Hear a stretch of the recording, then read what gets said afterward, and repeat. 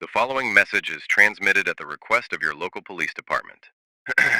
At this time, a strange object, which almost exactly resembles an unidentified flying object, also known as a UFO, has crashed in the nearby forest.